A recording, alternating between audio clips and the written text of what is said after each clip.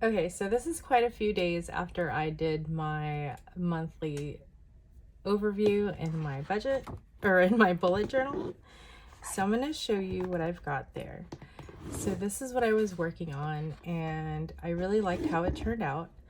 So I did have to cancel Netflix and I had to add like Disney Plus and Hulu and Prime here.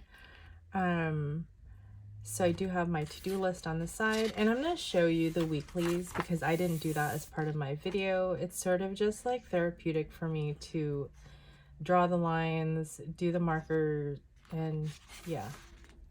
So this is how that turned out. I'm not sure if this is something you guys would want to watch me, filling in because it does get repetitive. But yeah, so in my bullet journal, I do my monthly spread with like a to-do list or reminders on the bottom. This says to do, but it's like just more space to do like reminders. Also, this is just extra space. I do a Monday start, just like here, it's a Monday start. I mark my paydays, and then here, the spending tracker doesn't really line up here because I get paid on Wednesdays. So my budget tracker will always, my expense tracker will always start on the Wednesday and end on the following Tuesday. And then so same thing here. It just helps keep everything together. So when I'm doing my weekly check-ins, I'm doing it from Wednesday to Tuesday, if that makes sense. So another payday there.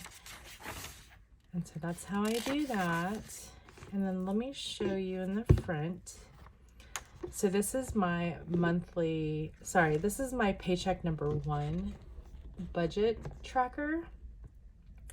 So I haven't filled anything out and I haven't even erased the pencil yet, because what happens is I pencil it in, then I go over with ink, and the ink that I use from the Pilot pens, it smears. So I have to wait till it's like totally dry, like, either the next day, or sometimes I just wait a few days before I start erasing. You don't have to wait a few days. I just, sometimes I just don't get around to it. So I have the date of my paycheck up here, and then here I have my accounts. So my accounts, I split into 2, so spending and savings. My spending accounts include like a checking account. This G1 account is technically a savings account. Same with the daughter. My variable in the T-Mobile bank is a checking account. And this travel account is actually lumped in with that. I just had to split it for my brain to keep them separate. And then the sinking one is technically a savings, so that's why you see that here. And then of course Roth IRA for 2022. These are just where I write my contributions. And then my emergency fund is its own account. No, it's not. It used to be. So my emergency fund is actually lumped in with my spending money, which is, kind of risky if you are a spender like me. But I find that if I keep them separate on paper, it's enough for me. And it's a nice round number so that I could just look at it and be like, okay, this $3,000 I'm not going to touch. And so far it's been working. So down here are my fixed expenses. So these are like bills. These bills come out of the G1 checking account, if you recognize that from up here. So for this month, I have my T-Mobile, my iCloud, my dental, my vision, and car insurances. I also have my G1 rent. This is its own separate account, and that is sort of a sinking fund where I put my money for rent, gas and electric, and water. So this line item here is for what's due during this pay period. And then up here I'll have like what's in the sinking fund. And then this is new right here. This is my debt payoff. I used to just have like credit card payments here and just kind of like it as a little place where I can make notes. But here I actually made it its own separate thing. And I'm going to start writing my little credit card payment stuff in like down here, like I did there, because it does get messy. So for here, I have my Citibank that I have, spoiler alert, I have a balance on that. My minimum payment is $41, but I am planning to pay more than the minimum for that. And then here I have my T-Mobile checking account. So that's for my variable expenses. So that's like my gas, my car, groceries, household, dining out, co-pays and medications, allowance, fund money, and, anything that's unbudgeted goes into the uncategorized. Travel funds are lumped in to here. So see how it has the heading T-Mo checking.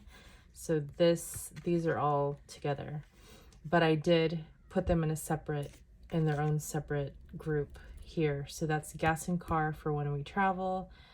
Hotel is for like, I think the money I have in there that's positive is like a sinking fund, but whenever I do spend something for hotel, I do put it on there because it's part of my tracker. And then parking and tickets, those are sinking funds within this group. G1 for my daughter, this is its own separate account. So I have money in there for her food, her laundry, and the other is sort of like this uncategorized. That's why it's got the same color. It's got gray. So for T-Mo savings, that's my sinking funds. So like these are my categories that I don't use very often. So like beauty, hair, beauty brows, car maintenance, gifts and giving, clothing, and subscriptions. So that is a look at what my budget pages look like. I don't really talk about these when I'm doing my budget check-ins or my budget with me. It's sort of just there and you see it with filled in with all these numbers, and it does get busy, so I totally understand that. It's just what I've found works for me. I did try printing the Budget Mom's budget sheet from her website, the free one, and it just didn't capture everything that I needed it to. So that's why I prefer doing it in my bullet journal. You certainly don't need a bullet journal. You could also use like a notebook, or even a scrap. Well, don't use a scrap piece of paper because then you'll lose it.